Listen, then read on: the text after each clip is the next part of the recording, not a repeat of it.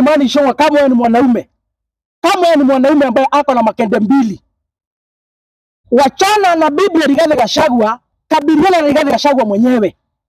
Ile siku uliapishwa hapa Kasarani, bwana William Ruto, uliapa mbele ya Wakenya na mbele ya Mwenyezi Mungu, ukasema ya kwamba, kwa majina naitwa Isaac Mungai aka kijana msafi, chairman wa Newgema na mwanachama pia wa DCP, na nimekuja hapa kuzungumza kwa sababu ya yale ambayo yalifanyika siku ya jana, na nataka kuzungumzia bwana William Ruto kwa sababu amekuwa na mazoea kila wakati akiona viongozi katika mlengo wa upinzani wanaenda kufanya ziara zao kule mashinani, anawatumia mapolisi, anawatumia wakora, anawapiga na tear gas, anawapiga na marisasi na pia anawapiga na miti ya majembe.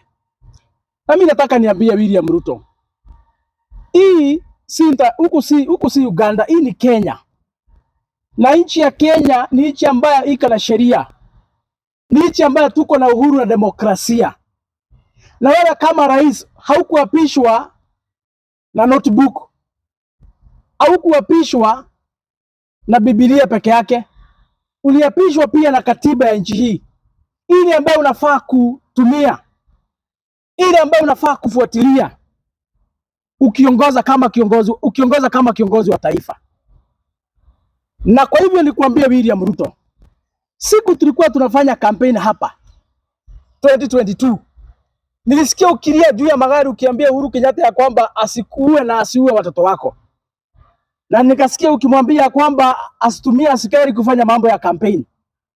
Na ile siku wewe tulikuchagua ukaapishwa pale Kasarani, kitu ya kwanza ulisema bwana William Ruto, kwa sababu najua hao maconmen wamekuzingira hapa, hawezi kuambia hii, wacha nikuambie.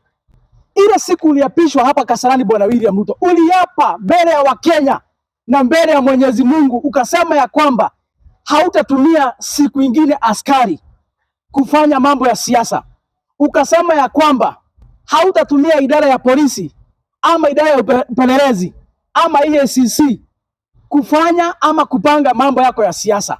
Ukasema ya kwamba siasa utajifanyia, na idara ya polisi na idara ya upelelezi ukawaambia wafuate sheria kuhakikisha kwamba wametekeleza majukumu yao.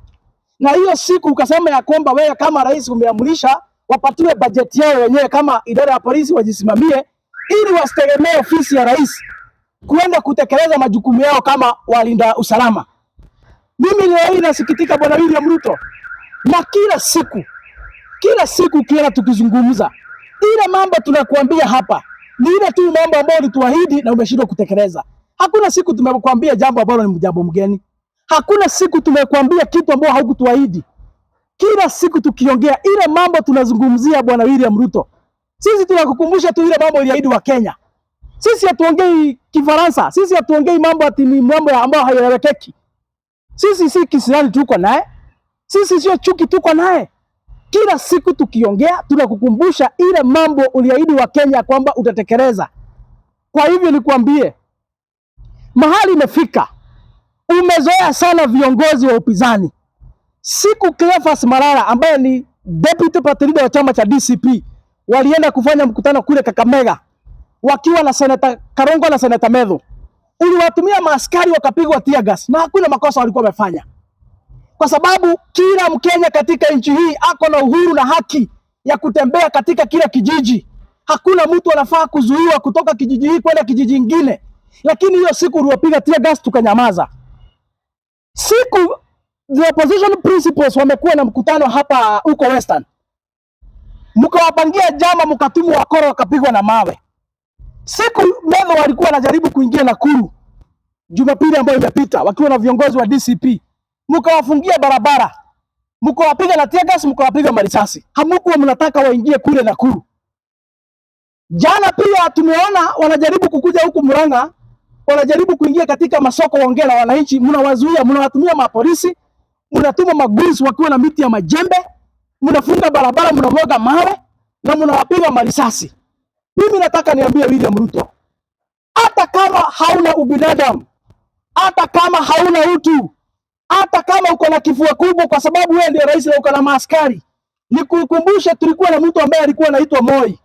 Iko mtu alikuwa na hakuna mtu ambaye alikuwa na nguvu kushinda Moi katika nchi hii. kwa sababu enzi zake hakukuwa na katiba, yeye ndiye alikuwa katiba. Aliongoza miaka 24 kwa kifua, akafanya ile mauaji yote alitekeleza, akafanya ile machafuko yote alitekeleza. Mwishowe siku zake zilifika, alienda chini. Leo hii tunazungumza, ako chini ya mti, anagojea siku ya tarumbeta, Mungu aende akamhukumu kwa sababu ya yale mambo alifanya hapa wakati alikuwa uhai. Nikwambie Bwana William Ruto, hata kama saa hii unaona uko na nguvu, siku zako zimehesabiwa. Siku itafika utalala chini ya mti, siku itafika utaenda chini, siku itafika utasahaulika, siku itafika utasahaulika na utaisha hata wewe. Siku inakuja, hautaishi milele, hautaangaisha watu milele. Usikuwe na pawa uweze kufura huku kwa sababu ya kuitwa mheshimiwa mustahiki. Hiyo majina yote ifanye ukuwe na hangover mpaka unaona wale binadamu wengine hawafai kuishi, ama unaona wale viongozi wengine hawana haki ya kutembea katika nchi ya Kenya kuongea na wananchi. Siku yako inakuja, siku yako inakuja. Nikuambie William Ruto, mahali imefika, mahali imefika hii nchi. Nasikitika sana mimi nikiwa kama kijana, eti tumekosa uongozi ambao umekomaa. It's unfortunate. The country is lacking a mature leadership. Bwana William Ruto, while you are in office, kwa sababu hii upuzi yote inaendelea, hii ni utoto tu na ujinga. Hii yote inaendelea ni upuzi na ujinga tu. And it is so unfortunate. Eti hii upuzi inaendelea katika nchi yetu tukiwa na kiongozi ambaye anajiita Mkristo. Eti tukiwa na kiongozi ambaye anajiita mcha Mungu. It's unfortunate. Shame on you Bwana William Ruto. Shame on you again Bwana William Ruto. Hata kama umeshindwa kutekeleza zile ahadi uliahidi wa Kenya, hawezi shindwa kutekeleza ahadi ya kufuata sheria na katiba. Hata kama umeshindwa kupea watoto free primary education, umeshindwa kupea watoto free secondary education vile serikali ya Kibaki na Uhuru imekuwa ikifanya, hata kama umeshindwa kupatia wanajeshi chakula, hata kama umeshindwa kuinua mama mboga, hizo zote ahadi zote umeshindwa kutekeleza Bwana William Ruto. Ya kufuata sheria hiyo si tafadhali, ya kufuata sheria kuongoza nchi hii hiyo si tafadhali. Tunaweza vumilia zile ahadi utuahidi usipotimiza. Tunaweza vumilia hata ukiharibu uchumi ya Kenya. Tunaweza vumilia hata ukiiba pesa ya Kenya Bwana William Ruto. Lakini hatuwezi vumilia ukiongoza kinyume na sheria. Hiyo hatuwezi vumilia. Hatuwezi vumilia wakati unaongoza nchi hii kupitia kifua, kupitia mabavu, kupitia wakora, kupitia miti ya majembe. Hatuwezi vumilia Bwana William Ruto wakati unaongoza kinyume na sheria, ukitumia wakora wale ambao wamekuzingira, wanapangia wale wengine jama ya kuwaua mchana hadharani. Hiyo hatuwezi vumilia. Hatuwezi vumilia hiyo Bwana William Ruto. Ni vizuri ukae kujua. Mimi nasikia huyu speaker anaitwa Moses Wetangula. Nasikia jana akisema ya kwamba eti anajaribu kuongelesha Uhuru Kenyatta, anamwambia former president Uhuru Kenyatta, you are the only existing former head of state. Kibaki alienda, Moi alienda, Kenyatta alienda. Yeah, you are the only head of state who is alive. So we expect as a country when we misbehave, you call us into order. I heard Bwana Wetangula yesterday akisema hivyo. Hii ni kuidhinisha ya kwamba hata yeye akiwa speaker wako anaona ya kwamba the country is lacking a mature leadership. And that is why all these shits and all this nonsense. Lakini nikuulize Bwana Wetangula, siku Uhuru anaongea hapa, hao vijana, hao wakora hao wamefura vifua, kina Ishongwa, kina Oscar Sudi na kina huyu mwizi anaitwa Faruku. Ya? Kenyatta akiongea hapa, the following day wanakuanga wamekimbia kwa kamera kumjibu na kumtusi. And that is why I think, with my own understanding, I think that is the reason why our former head of state Bwana Uhuru Kenyatta is quiet. Because whenever he speaks, you respond to him. Whenever he speaks, mnamtusi kila mahali. Na yeye kama tu mtu ameamua tu kunyamazia amani yake, ajiangalilie maneno. Akinyamaza mnaongea, akiongea mnalia. Kwani mnataka nini Bwana Uhuru Kenyatta?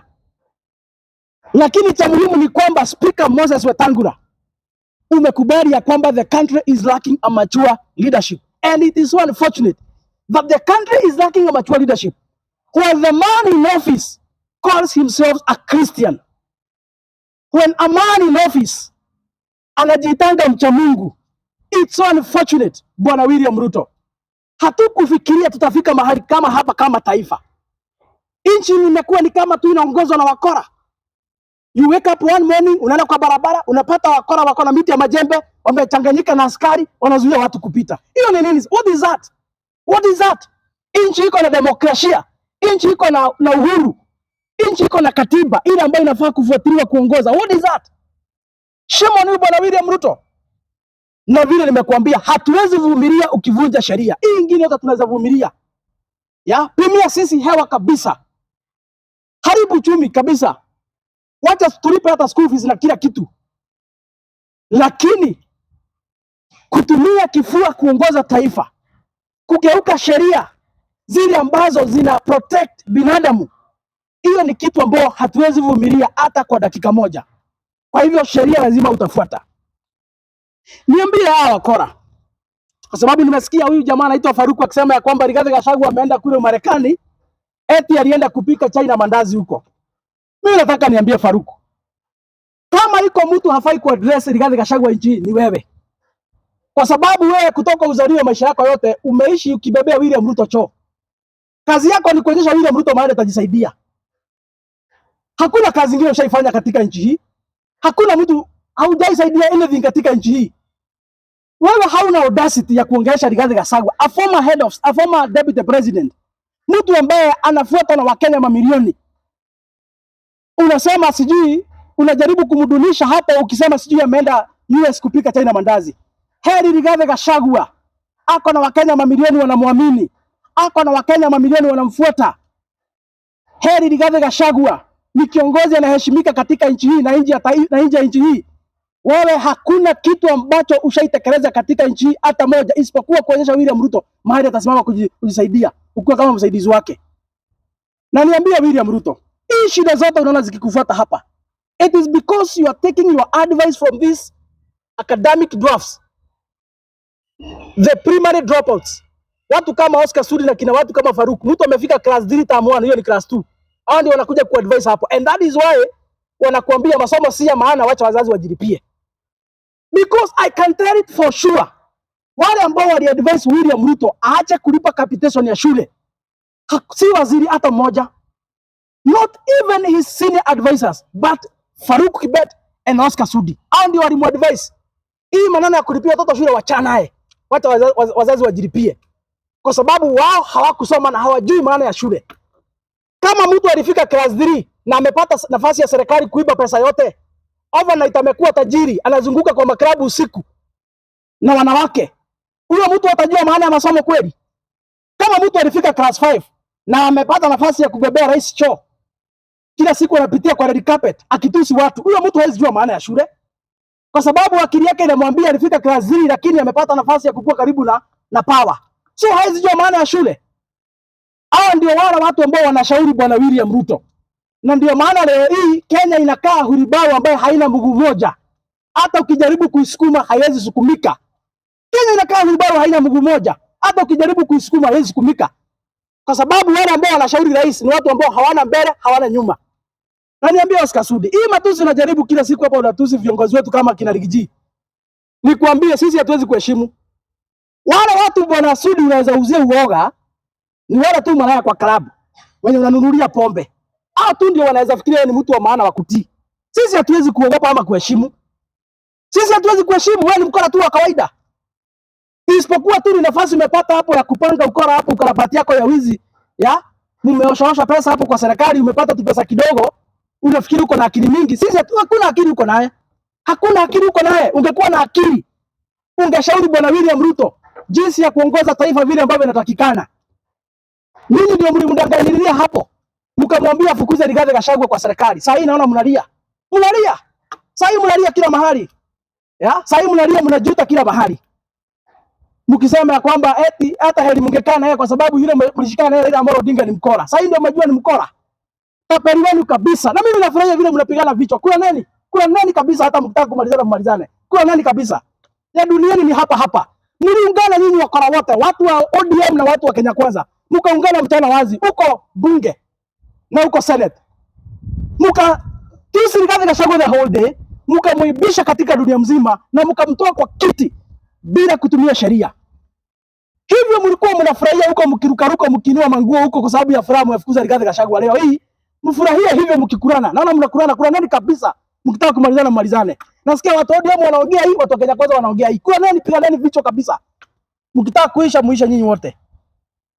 Mnalipia ile madhabi mlifanyia Rigathi Gachagua, ndio sasa mmeweza kulipia. Na mtalipia. Bado hamujatukana, hamujapigana mtapigana. Hamujakurana mtakurana, hamujakurana mtakurana. Mambo bado. By the time ifike 2026, William Ruto ataangalia nyuma yake, hata pata mjaruo hata mmoja nyuma yake. By the time ifike 2027 January, wale watu watakuwa wamebaki nyuma ya William Ruto ni Wakalenjin watatu. Oscar Sudi na mtu anaitwa Faruku na mtu anaitwa Cheruiyot. Hakuna mtu mwingine atakuwa nyuma. Wengine wote watakuwa wameenda. Ya? Na ndio maana unaona hii utapeli mingi wanaifanya kwa sababu mtu anaitwa Kindiki na wale wakora wanafuata William Ruto wametoka hapa Mlima Kenya. Hii story yote wanajua. Wanajua William Ruto hakuna mahali anaenda na wanajua ni one time. They have confirmed it in one time. They know very well. Na ndio maana wacha hata nisaidie William Ruto, ndio maana Kindiki huyu Soprano na wale watu mnatuma hapa at empowerment kwa sababu wanajua wewe ni one time. Ile pesa unawapatia wakuja waleta hapa mashinani empowerment. Ile pesa wanakuja wanakula yote. Na iliandikwa juzi, si hata ama hamukuona kule Kisii. Mama akisema ya kwamba wamepatiwa 64 shillings. Kikundi wa mama 80 walipatiwa sijui ni 2000. Ya? Ile pesa nyingine yote ilienda wapi? Hawa watu William Ruto unatuma ni kufichuria siri. Ya? Hawa watu unatuma empowerment hapa. Wakiongozwa na Soprano na Kimani Ichung'wah and the rest. Wanajua wewe ni one time. Na ndio maana hizo pesa unawapatia hawataki kuharibu mashinani kupatia watu. Wanakuja tu kwa kamera, wanazitoa kwa kamera, wanafanya ati ni harambee, wanatoa kwa kamera. Kamera zikizimwa, hiyo kikapu inachukuliwa inarudishwa nyuma ya hema. Wanaitana hapo nyuma. Kila mtu anarudishiwa yake yenye alikuwa ametoa. Na wanaenda. Hivyo ndivyo inafanyika. Na hii kitu niliongea wakati hizi vitu zilianza lakini hamkunisikia. Lakini sasa juzi venye mmeona Kisii kumefanyika, mama anapatiwa 2000, apatie kikundi ya watu 80, kila mtu ni 64 shillings, ndio sasa mlijua ile kitu nilikuwa nasema. Na hata nani ni sawa kwa sababu pia hao wabunge wanaona hakuna haja wapatiane pesa na ground imeenda. Ndio maana Soprano na wabunge wake wanajipanga. Wewe William Ruto ukiwapatia pesa huko Nairobi atuwaleta hapa, wanaweka kwa mfuko, wanaenda kujipanga nazo. Hakuna employment wanafanya hapa. Hata huko walikuwa Murang'a sijui siku gani hapo. Hiyo yote ni kananda. Hiyo walikuwa wanarukaruka hapo, hakuna kitu kama hiyo. Hiyo yote ni story. Hakuna pesa waliacha hapo. Wanatoa kwa kamera ndivyo uone uko Nairobi. Kamera zikizimwa, hiyo kikapu nyuma ya hema, kila mtu anarudishiwa pesa yake yenye alikuwa ametoa hapo. Hiyo yote ni utapeli. Na niambie watu wetu, mahali imefika. Kenya inaongozwa na watu ambao ni matapeli. Hatuwezi waamini kwa njia yote ile. Na ndio maana mimi naambia wa Kenya, juzi kwa njia ya kimakosa waziri wa fedha bwana John Bandi alisema ya kwamba serikali imeshindwa kuendelea na masomo ya bure. Vile alisema hivyo tu na yeye alikuwa tu anaongea ukweli ile ambaye iko kwa sababu yeye ndiye waziri wa fedha. William Ruto na watu wake wa Kenya Kwanza wakaanza kurukaruka. Wakaanza kusema yeye hapana, ameongea vibaya, yeye hakustahili kusema hivyo, bado masomo ya bure inaendelea, bado serikali haiwezi achilia masomo wazazi walipe. Hiyo kurukaruka mliona William Ruto akirukaruka jana juu ya gari. Akisema eti serikali haijashindwa kulipia watoto shule. Hiyo yote ni uongo. Kama uko hapo chukua simu pigia any principal wa shule yote. Umuulize kama iko pesa wamekuwa wakipata kama capitation kutoka siku William Ruto ameingia. Na ndio mimi hata naambia nyinyi wanahabari. Acheni kukaa hapa Nairobi kila saa. Chukueni viongozi zenu za ingieni kule mashinani kwa soko. Muongee na wamama wale wako kule kwa soko ambao wako na watoto high school. Muulize kama wanalipa ama hawalipi. Lakini kusikiza William Ruto juu ya gari hiyo yote ni uongo. Hiyo yote ni uongo. Ya? Ninyi hata mnajua William Ruto kila siku ni uongo. Akiamuka anaongea uongo. Akilala uongo. Saa saba uongo. Hakuna kitu hata moja William Ruto anaongea ukweli. You know that very well. Niambie wazazi. Niambie wazazi. Hata mkikosa maana ingine ya kufanya muamuke mapema 2027 kwenda kutoa William Ruto, mkumbuke ile pesa ambayo mnarudi kwa mfuko kulipa kwa sababu ya watoto wenu wasome. Na hamukuwa mnalipa wakati wa Kibaki na wakati wa Uhuru Kenyatta. Hii pesa capitation serikali imeishi kulipia wanafunzi. Saa hii wazazi mmeachiwa hiyo mzigo na bwana William Ruto. Pesa yote amechukua, anapatia wakora wake waende empowerment. Au wakora wake wakiongozwa ni Soprano wakienda empowerment, kuliko watoe hiyo pesa wanakula. Hata mkikosa kitu kingine ya kufanya, mwamuke wazazi, mkumbuke watoto wenu wale ambao mnalipia school fees pesa mingi kuliko vile ambavyo mlikuwa mnalipa serikali ya Uhuru na serikali ya Kibaki. Na niambie William Ruto, ni aibu sana eti unajenga kanisa State House ya 1.2 billion na hakuna pesa ya kupeleka watoto shule. Ni aibu. Ni aibu sana. Siku ya jana nimeona tu ukiongea kwa kanisa ukipanga vile ambavyo utawasaidia kujenga kanisa. Bwana William Ruto, Wakenya hawahitaji kujengewa kanisa. Wanahitaji watoto walipiwe shule. Wanahitaji mambo ya afya iimarishwe. Wakenya wanahitaji maendeleo ile ambayo serikali inafaa kuwafanyia. Mambo ya kujenga kanisa na kujenga misikiti, Bwana William Ruto, hiyo si kazi yako. Lakini nitangazia Wakenya hapa leo hii, unajificha nyuma ya dini ndio uweze kutapeli wa Kristo mara ya pili 2027. Unajifanya mcha Mungu, ndio maana unajificha nyuma ya dini eti unasaidia kujenga makanisa. Hakuna kitu kama hiyo. Wakenya hawakupatia kazi ya kujenga makanisa. Wakenya walikupatia kazi ya maendeleo, kazi ya kurekebisha uchumi na kazi ya kuongoza taifa kutumia sheria. Hiyo ndio ile kazi ilifanya Wakenya wakuchague. Hii ingine hapo unajipatia, hiyo Wakenya hawaja kutuma. Hiyo Wakenya hawaja kutuma. Na nikimalizia, niambie Kimani Ichung'wah, hakuna mwanaume ako na akili. Hakuna mwanaume ako na akili na ako na familia na watoto anaweza simama atusi bibi ya mwanaume mwingine. Wale watu wako na shida na familia ni magay na lesbian. Hao tu ndio wako na shida na familia. Ukiona mwanaume anasimama mbele ya Wakenya anatusi bibi ya mwanaume mwenzake, huyo mwanaume lazima ni gay. Huyo mwanaume lazima ni gay. Na kama si gay, atuonyeshe familia yake, atuonyeshe watoto wake. Mwanaume yote ako na bibi na watoto na anapenda familia, anaheshimu familia za watu wale wengine. Kwa hivyo niambie Kimani Ichung'wah, tunajua umekosa material na uko na uchungu zaidi, kwa sababu ulifikiria Uhuru Kenyatta akistaafu wewe ndio utakuwa kiongozi wa Mlima Kenya. Wacha niongee hii kwa sababu Wakenya hawajui. Wacha niambie Wakenya mahali uchungu yako inatoka ndio wajue leo hii. Siku tumekuwa na Uhuru Kenyatta hapa kama rais, ulifikiria akistaafu wewe ndio utakuwa kiongozi wa Mlima Kenya. Lakini kwa sababu Mungu alikuwa anajua roho yako ni chafu, alikuwa anajua wewe ni mtapeli, alikuwa anajua hauna huruma, hangekubali haya yatimie ya kurithi Uhuru Kenyatta hapa Mlima Kenya. Ndio maana tukapatua Rigathi Gachagua. A man who came, a man that we never expected. Mungu tu akamleta kutoka Mathira. Mungu tu akampatia neema na akampatia kibali. Amekubalika Mlima Kenya, amekubalika nchi mzima. Ukaona kwa sababu Rigathi Gachagua amekuja, ndoto yako ya kuongoza Mlima Kenya haitatimia. Ukakimbia kwa William Ruto, ukamdanganyilia, ukamwambia fukuza huyu jamaa. Ukimfukuza miezi 2 miezi 3 atakuwa amesaulika. Na ile kitu umetufanyia kama jamii ya Mlima Kenya na hiyo kiti yako ya majority leader, the only thing that you have achieved as majority leader ni ku impeach Rigathi Gachagua successfully in the parliament because you are the one who did the mobilization.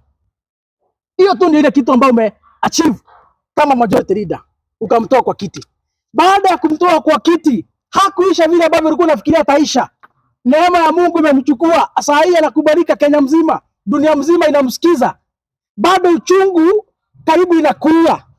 Umekosa kitu ya kusema mpaka sasa, sababu huna mbinu ya kumuua, umejaribu umeshindwa, sasa unaanza kuingilia bibi yake. Kimani Ichung'wah, kama wewe ni mwanaume, kama wewe ni mwanaume ambaye ako na makende mbili, wachana na bibi ya Rigathi Gachagua, kabiliana na Rigathi Gachagua mwenyewe. Kama wewe ni mwanaume, achana na bibi, achana na Dorcas, kabiliana na Rigathi Gachagua, wanaume kwa wanaume. Achana na bibi, achana na familia, achana na watoto. Kama wewe ni mwanaume unajiamini, uko na makende mbili, kabiliana na mwanaume mwenzako. achana wanawake, achana watoto. Na usifikirie tunakuogopa Kimani Ichung'wah. Usifikirie tunakuogopa. Ile mambo yote unatupangia njama hapa, yote tunaijua. Hakuna kitu unatupangia tunakosa kuja, tunajua yote. Nikwambie 2027 ile list ya wale viongozi kutoka Mlima Kenya tumesema lazima waende nyumbani, kwa sababu ya kuangusha na kuibisha jamii yetu. Wewe ndio utakuwa mtu wa kwanza, ukiongoza na wale wengine, wale ambao mmekuwa mkishikana wao kupanga njama na kuharibu biashara za watu wetu ili mwekelee Rigathi Gachagua. Na hata tukikosa kitu kingine ya kufanya tukufukuze kwa kiti 2027 bwana Kimani Ichung'wah, ile madharau umefanyisha hii jamii yetu, tunatusiwa ukiwa hapo, una mobilize watu kutoka jamii zingine wakuja kutusi sisi. Hiyo makosa imetosha kuhakikisha kwamba tumekufukuza 2027. Na kama wewe ndio William Ruto anategemea umsaidie, utafika nyumbani mbele yake. Utafika nyumbani mbele yake. Nikimalizia, hii nchi ni yetu. Hii nchi ni yetu sisi zote. Niambie William Ruto, ninyi pangeni siasa zenu huko za one term, na muanze kujipanga hand over. Fanyeni siasa zenu vile ambavyo mnafanya, lakini muachane na sisi tupange siasa zetu. Muachane na sisi tufanye mambo yetu. Muachane na sisi tuendeshe mambo yetu kulingana na sheria vile ambavyo tunajua. Kama mko na shida na sisi, endeni kotini.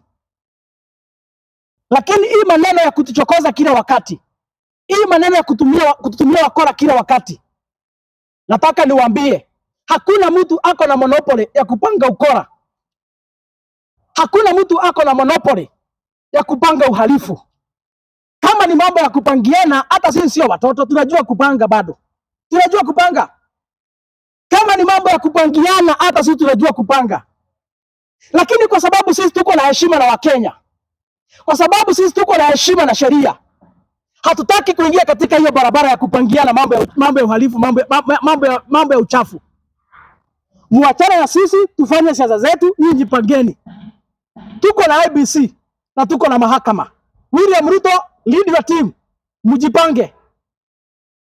Rigathi Gachagua and his team, sisi tunajipanga. Tupatane kwa debe 2027. IBC watayarisha uchaguzi, tupatane kwa debe. Lakini mambo mnaanza kufanya hapa, mkumbuke iko watu walikuwa wanaitwa Biwott. They misused power in those days. Lakini kuongoza kwa kifua kubwa na kuua watu haikuzuia siku zao zifike. Na wakati siku zao zilifika, by the time wanakufa, Mungu alikuwa amewamaliza. Walikuwa wameisha nguvu. Hata karibu wazikwe na karatasi ya sukari, walikuwa wanatoshana kuku. Watu walikuwa na vifua kubwa sana. Niambie William Ruto, hao watu wanakufuata. Siku zenu zinakuja. Siku zenu zinakuja. Yale mnafanyia wengine, mjiulize kama mungetaka ama kama mtataka, hata nyinyi pia mfanyiwe siku zenu zikifika. Ni hao tu kwa leo. Kama iko swali nitachukua. Kama hakuna swali nitatamatishia hapo. Niambia Wakenya, siri ya kufukuza William Ruto ni kuchukua kura. IBC commissioners are now in office, preparing for the general elections. My dear brothers and sisters, and more so the young people, hakikisha ya kwamba ile kitu ambayo tunafaa kutumia, ile silaha kamili ya kufukuza William Ruto kutoka kwa mamlaka ni ID yako na kura yako. Hakikisheni ya kwamba baada ya hii kelele yote iko huku kwa mtaa, mjiandikishe, mchukue kura na tuanze kujipanga. Ili ikifika tu IBC tu wakitangaza uchaguzi ambaye tunajua ni Tuesday, the second Tuesday, August 2027, tujitokeze kwa wingi, tupige kura kwa fujo, mpaka wale wakora wa North Eastern nasikia wakisema ya kwamba wataiba kura, watafute za kuiba wakose. Na niambie huyo mama nilisikia akisema ati wataiba kura, nimwambie nyinyi kura zenu zote hata zikihesabiwa hazifiki idadi ya zile kura huwa zinaharibika wakati wa uchaguzi. Kura zenu hata haziwezi chagua chief, hata rais. So hiyo story mnajaribu kuongea hapo, mambo nyinyi ongeeni mambo ya ngamia. Mambo ya ngamia ongeeni. Na mambo ya mchanga huko kwa kichaka misitu muongee hiyo. Lakini mambo ya kura muachie wenyewe. Mambo ya kura iko na wenyewe, hiyo msijaribu kuongea. Kwa sababu kura zenu hata zikiwekwa kwa debe moja hazitafika hata zile zilikuwa zimeharibika kwa wakati wa uchaguzi 2022. Niambia Wakenya, siri ni kula. Siri ni kujiandikisha. Tujipange mapema 2027, tupeleke huyu mtu nyumbani mapema, tukomboe taifa letu, kwa sababu huyu jamaa ameshindwa kuongoza nchi. Tukomboe taifa letu ndio tuweze kujikomboa pia kiuchumi. At least for the first time kama wa Kenya tuonyeshane ya kwamba tuko na nguvu ya kutoa watapeli kwa viti wakikuja katika msingi wa uongo. Mungu awabariki. Mungu awabariki taifa letu na Mungu alinde wa Kenya. Tuzidi kuzungumza, tuzidi kuongea na tusizue uoga. Nchi ni yetu na ni yetu sisi zote, na hakuna mtu wako juu ya sheria. Asanteni sana.